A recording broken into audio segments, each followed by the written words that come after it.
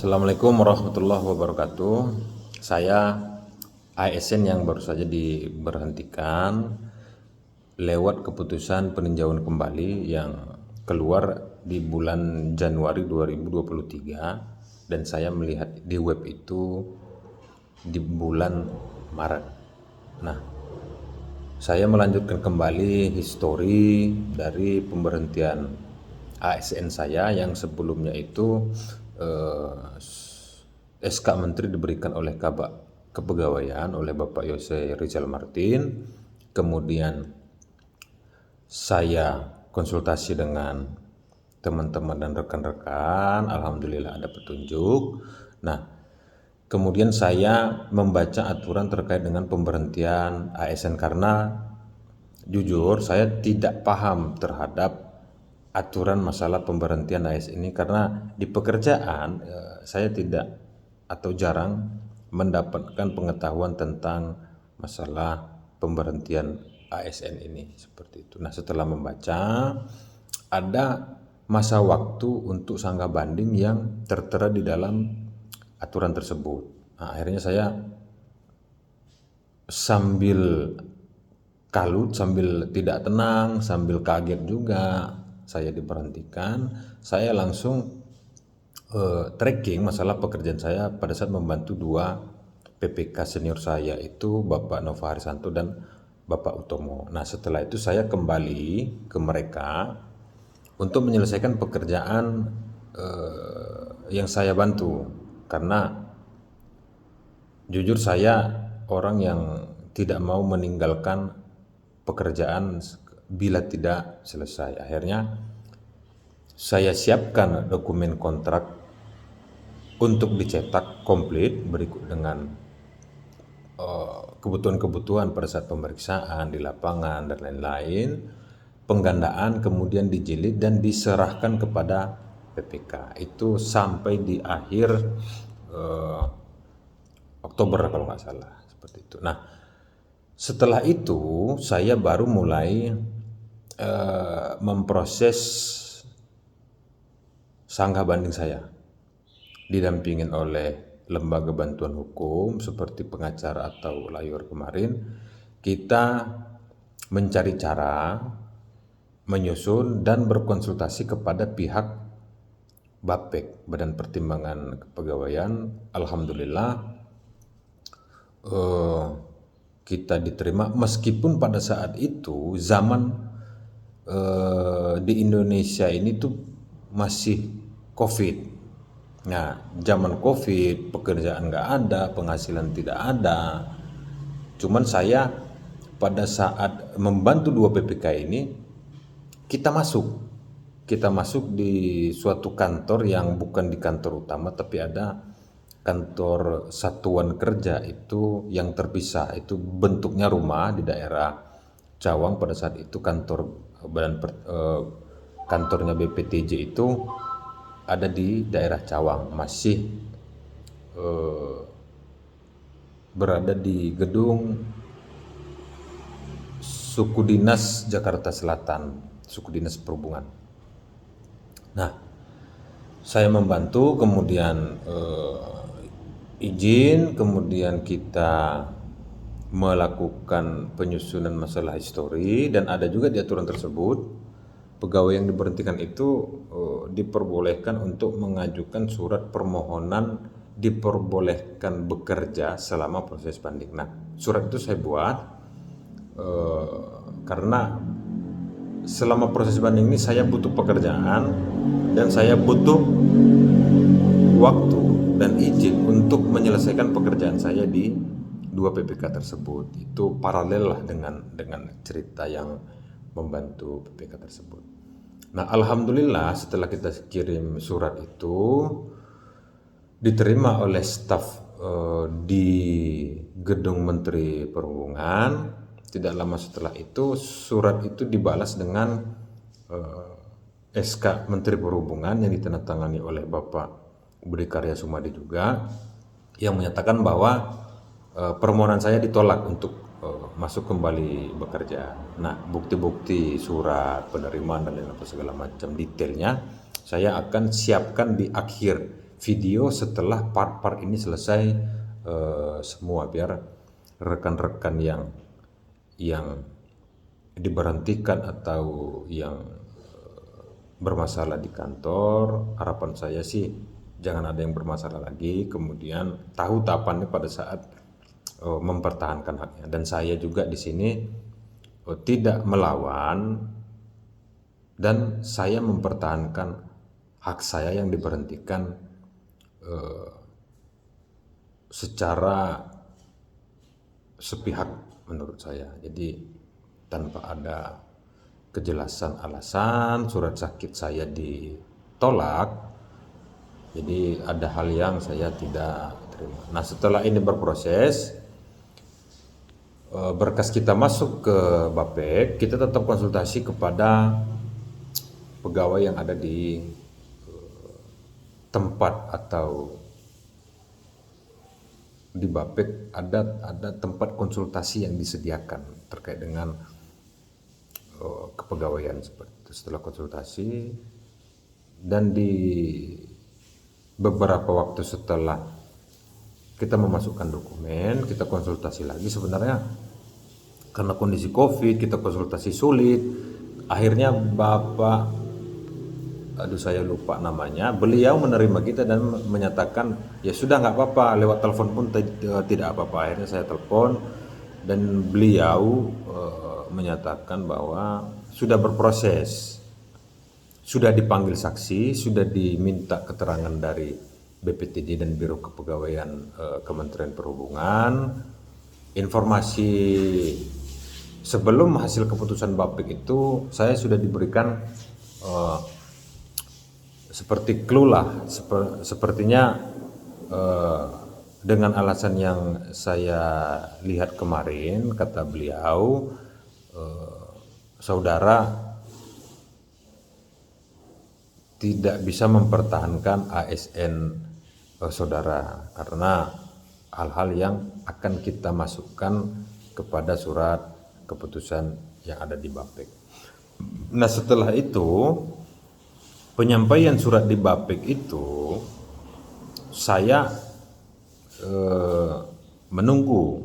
Jadi jadwal penyampaiannya juga tidak sesuai dengan aturan, kalau nggak salah itu di tanggal berapa harusnya atau berapa hari setelahnya itu mereka memberikan itu lebih dari jadwal yang ditentukan. Nah, setelah keputusan ini keluar, kemudian hasilnya saya kalah, akhirnya saya konsultasi lagi nih, kemana lagi nih Pak untuk mempertahankan ASN saya ini. Akhirnya masuklah ke Pengadilan Tinggi Tata Usaha Negara yang ada di Cikini. Akhirnya saya konsultasi kembali ke PT Tun yang diarahkan oleh beliau. Akhirnya kita konsultasi, menyusun lagi dokumen sanggah banding antara saya Milton Daily AMDKA ST dengan Bapek seperti itu. Akhirnya kita susun, kita masukkan kembali, alhamdulillah diterima. Sekitar 4 bulan kalau nggak salah prosesnya ini, kita menyampaikan dokumen, kemudian ada sidang, kemudian ada pembelaan dan lain-lain apa segala macam. Itu saya di sidang terakhir itu hadir dan didudukkan di kursi yang di tengah di dalam ruangan pengadilan. Saya kurang paham itu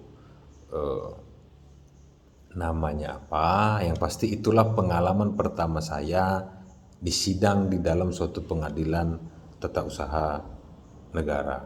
Nah, di situ ditanya bukti dan lain-lain apa segala macam. Dan ada satu hal yang saya perhatikan itu adalah berita acara yang disampaikan oleh pihak Biro Kementerian Perhubungan dan BPTJ itu tidak memiliki paraf.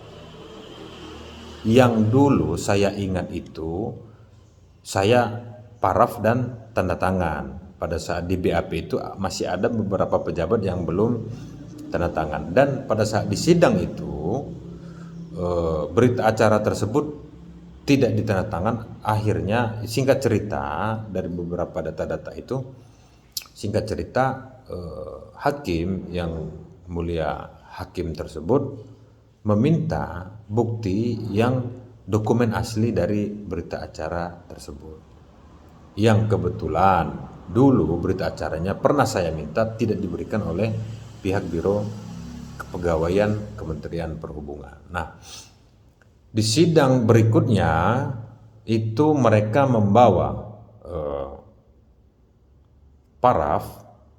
membawa berita acara yang diparaf, yang sebenarnya di dalam berita acara itu ada penambahan-penambahan yang menurut saya tidak benar di dalam berita acara tersebut. Makanya saya meminta aslinya mana, dan saya juga tidak mengaku itu karena dulu kopiannya saya tidak diberikan. Jadi ada indikasi penambahan-penambahan klausul di dalam berita acara tersebut yang memberatkan saya. Akhirnya dari paraf tersebut saya sampaikan, ini bukan paraf saya Pak, saya bilang ke yang mulia hakim, tapi mirip seperti itu. Ada kemungkinan itu paraf dipalsukan.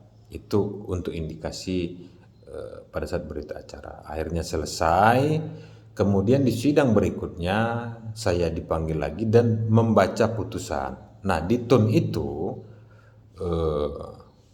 saya menang mutlak atas Badan Pertimbangan Kepegawaian. Nah, setelah menang mutlak, ya saya terharu. Saya berharap saya bisa masuk kembali sebagai ASN. Nah, selama berproses itu, mulai dari saya ingin sangka banding, saya ingin masuk ke BAPEK, saya ingin masuk ke PT Tun. Sebelum itu berproses, saya menghadap ke seluruh pimpinan. Pada saat di awal itu, saya masih diterima oleh para pimpinan untuk berkonsultasi dan meminta izin, seraya menyampaikan bahwa Pak mohon izin, saya banding ini bukan untuk menentang bapak-bapak sekalian atau pejabat-pejabat saya atau atasan saya atau senior-senior saya, tapi saya ini bertujuan untuk mempertahankan hak saya sebagai ASN yang saya peroleh tidak gampang seperti itu. Karena saya juga sekolah di sekolah tinggi kedinasan yang dibiayai oleh negara di bawah Kementerian Perhubungan. Saya di Sekolah Tinggi Transportasi Darat yang di Bekasi. Kemudian saya menghadap, sebelum ke PT Tun juga saya menghadap, dan pada saat saya sudah menang mutlak di Tun, saya kembali menghadap lagi kepada para pimpinan. Nah, di saat itulah mungkin beliau-beliau para pimpinan atau para senior atau para rekan-rekan ini mungkin pada sibuk ya. Jadi satu pun tidak ada yang bisa menerima saya di BPTJ untuk ibaratnya saya ingin ketemu teman lah gitu, bertemu teman ngobrol-ngobrol seperti itu. Akhirnya di BPTJ saya tidak diterima. Akhirnya saya ke Biro Kepegawaian juga. Nah, di Biro Kepegawaian itu saya bertemu dengan Ibu Dini, kalau nggak salah. Sempat karena zaman COVID bertamu ke kementerian itu ada sedikit protokol masalah penerimaan tamu. Akhirnya saya menunggu di ruang tamu tersebut, dan izin itu saya ingin bertemu dengan Bapak Kepala Biro Kepegawaian dan Umum yang ada di Kementerian Perhubungan.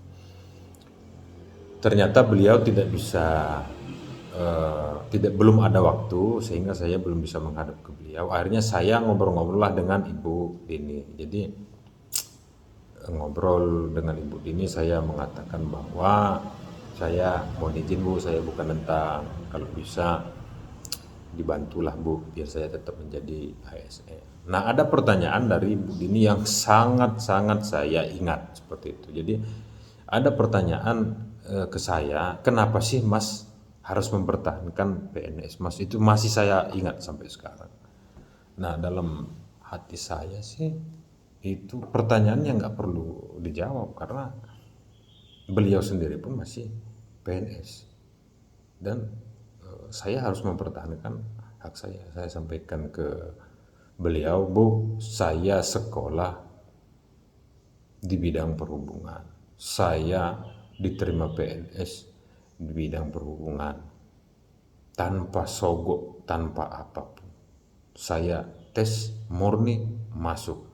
Saya bekerja dengan baik di Direktur Jenderal Perkeretaapian penerimaan awal.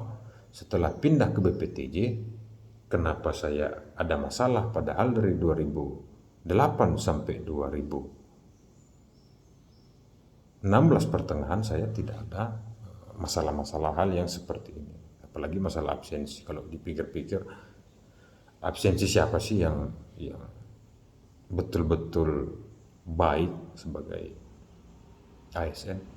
Ada beberapa yang baik, tapi ada juga yang tidak baik seperti itu. Itu tidak terlalu saya permasalahkan, yang saya sampaikan. Nah, dari seorang ibu yang menjabat jadi Kasubag di Kepegawaian Biro Kementerian Perhubungan menanyakan hal tersebut, menurut saya itu kurang relevan. Harusnya mereka memberikan bantuan nih ke saya nih untuk mempertahankan ASN saya seperti itu. Ini malah kitanya seperti berlawanan seperti itu. Padahal saya menyanggah putusan Menteri Bapek seperti itu. Dan saya tidak ada pendampingan hukum dari Kementerian Perhubungan. Ada pernah saya baca di salah satu laporannya BPTJ memiliki laporan akhir lah gitu, seperti laporan tahunan akhir. Di situ dicantumkan bahwa BPTJ ada kegiatan pendampingan hukum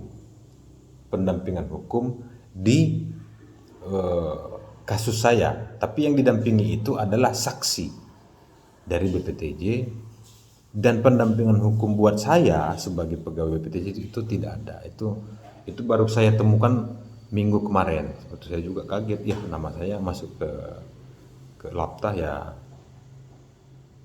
sedikit kaget dan ternyata memang dibuat, karena mungkin itu satu-satunya pegawai mungkin ya yang sampai sanggah banding sejauh ini.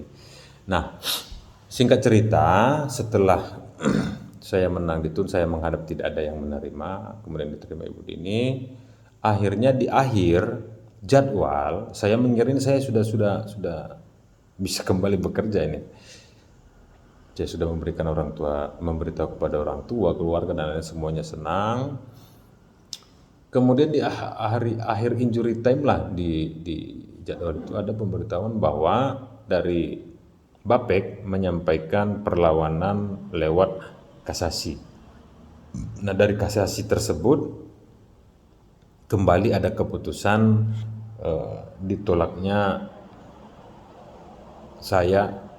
diterimanya keputusan atau sanggahan Badan Pertimbangan Kepegawaian dan menguatkan keputusan Menteri Perhubungan. Waduh, di situ saya kaget lagi pada saat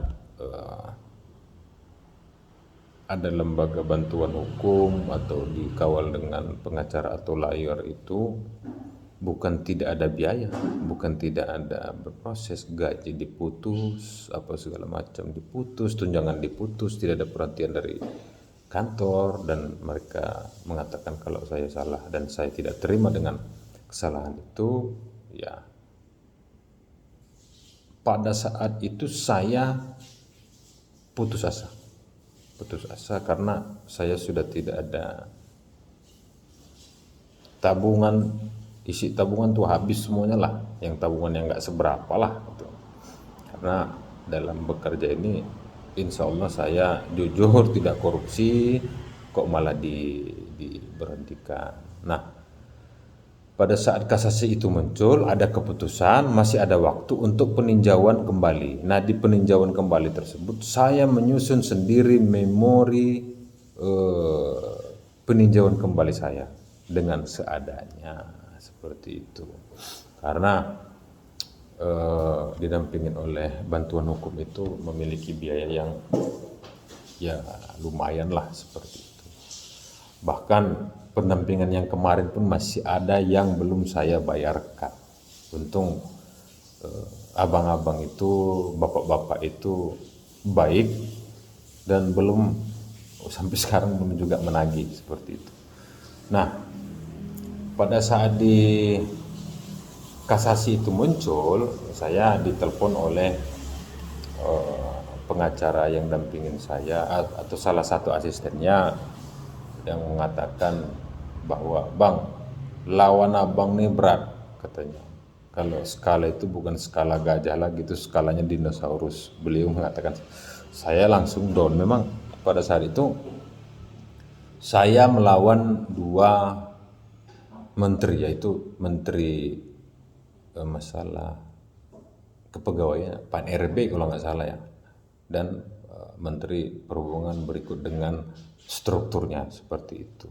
Karena mereka punya saksi, punya biaya, apa segala macam seperti itu. Nah, begitu asisten dari lembaga bantuan hukum itu menyatakan seperti itu, ya saya pasrah di situ. Memang saya juga tidak ada biaya lagi, jangankan biaya itu, menafkahi keluarga aja susah, seperti itu.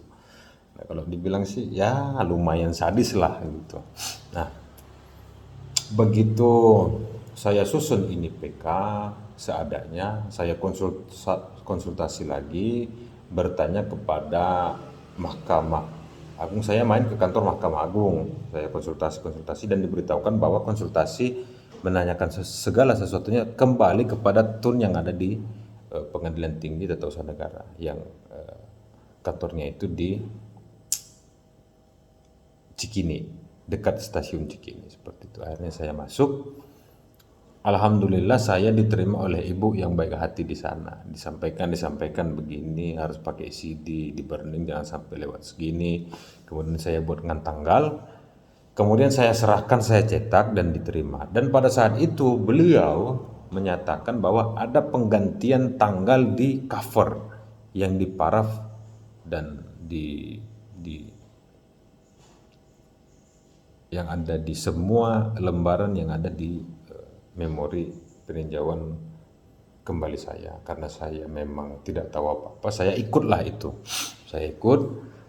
Akhirnya itu diterima sampai menunggu hasil putusan dari peninjauan kembali. Nah, yang membuat jadwal itu mundur, itu mungkin hampir ada mundur bulanan ya kalau nggak salah. Itu Menteri Pan RB, Bapak Cahyokumolo almarhum, itu meninggal.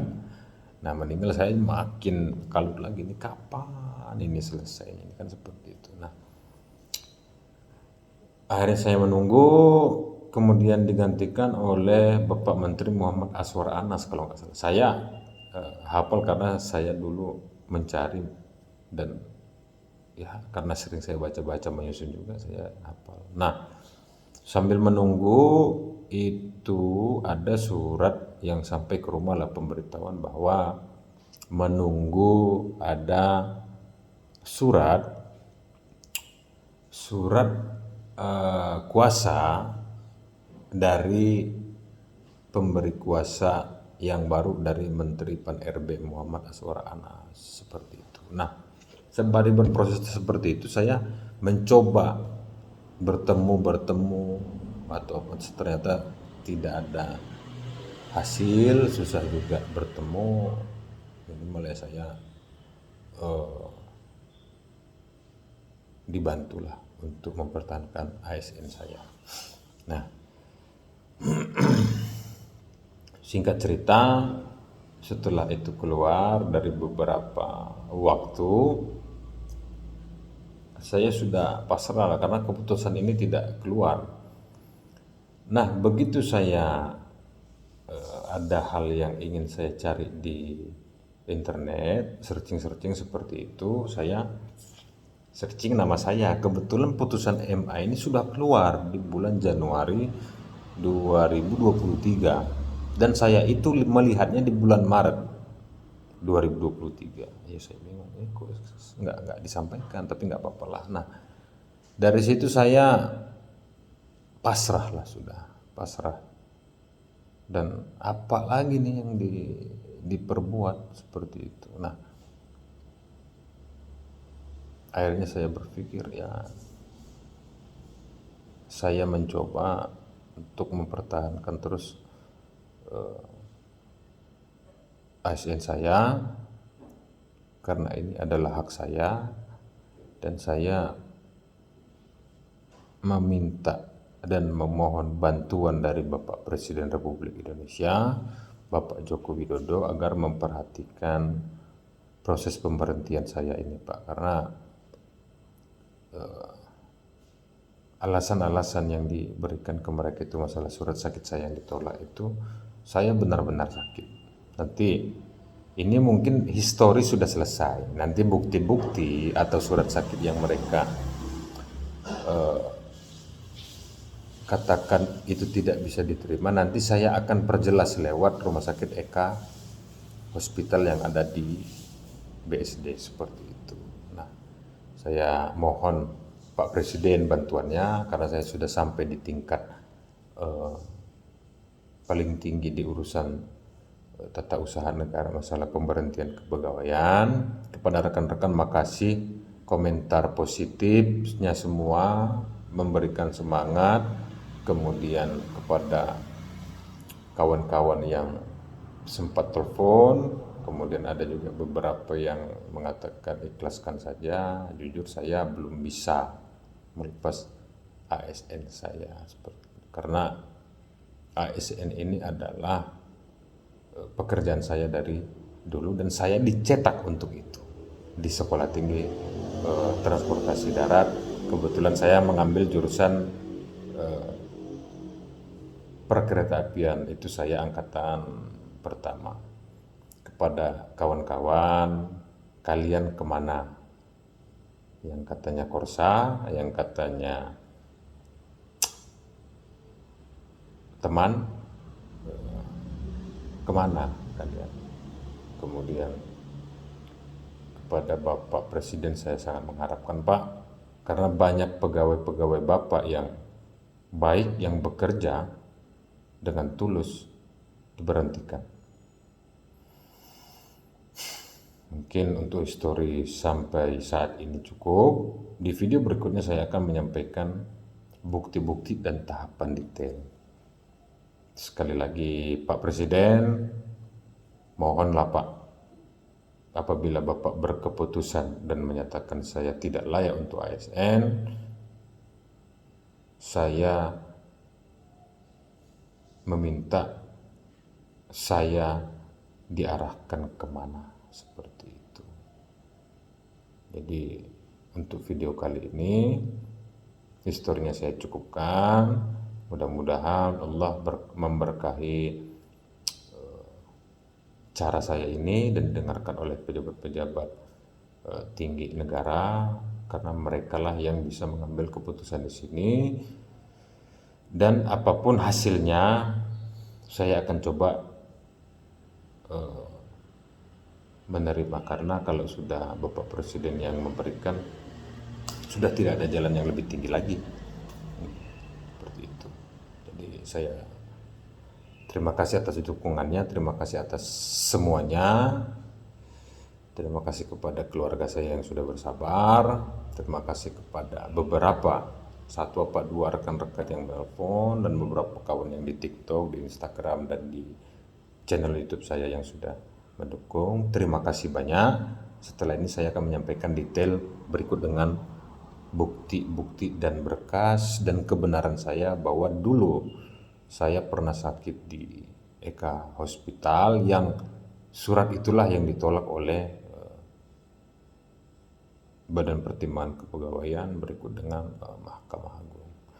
Saya cukupkan. Mudah-mudahan Allah memberkahi Wabillahi taufiq wal hidayah. Assalamualaikum warahmatullahi wabarakatuh. Salam keadilan.